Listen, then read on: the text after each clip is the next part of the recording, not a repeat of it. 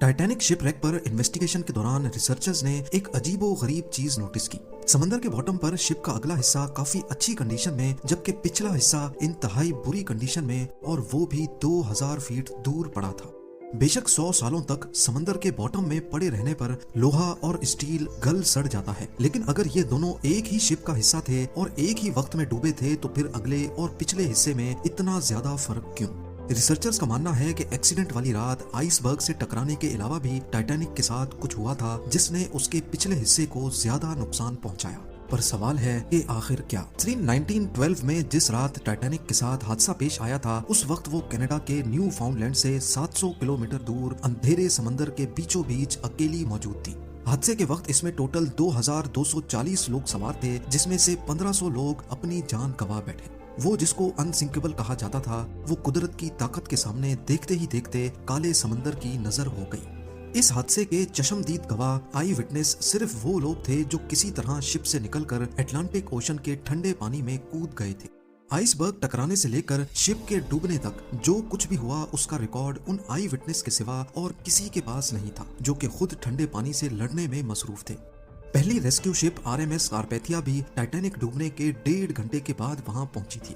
वो भी खुशकिस्मती थी कि उनको टाइटैनिक का इमरजेंसी मैसेज मिल गया, वरना जो लोग ठंडे पानी में जिंदगी और मौत की जंग लड़ रहे थे उनकी जान भी नहीं बचती। और टाइटैनिक के हादसे के बारे में आज तक किसी को भी मालूम ना पड़ता।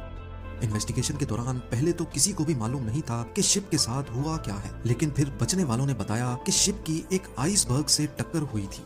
इन बयानात को मौके पर मौजूद आइसबर्ग को देखकर कंफर्म भी किया गया, जिस पर टाइटैनिक का रेड पेंट अभी तक लगा हुआ था।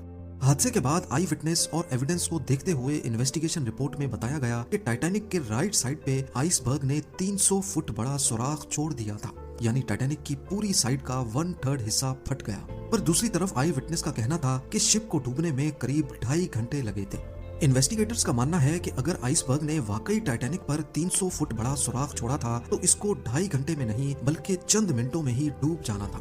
पर सच्चाई क्या थी, ये उस वक्त किसी को भी मालूम ना पड़ सका। सच्चाई जानने के लिए जरूरी था कि टाइटैनिक शिप को ढूंढा जाए। कई सालों तक टाइटैनिक की तलाश जारी रही और हर गुजरते साल ये मिस्ट्री और ज्यादा संगीन होती गई। आखिरकार 73 इयर्स के बाद जब टाइटैनिक का मलबा मिला तो ये मैरीन इंडस्ट्री के लिए एक बहुत बड़ा ब्रेक थ्रू था।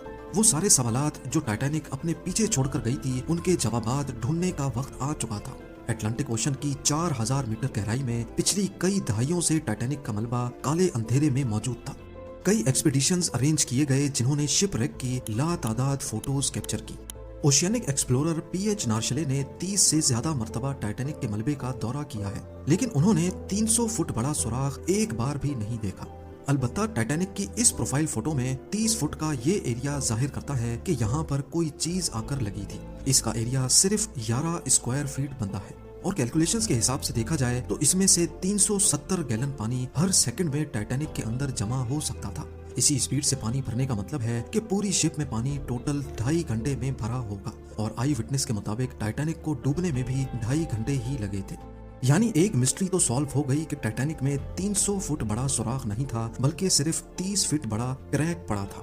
पर ये अकेली ही एक मिस्ट्री नहीं थी, अभी और भी काफी कुछ जानना बाकी था। टाइटैनिक शिपरेक पर इन्वेस्टिगेशन के दौरान रिसर्चर्स को ये समझ नहीं आ रहा था कि शिप का अगला हिस्सा, जिसे बाव कहते हैं,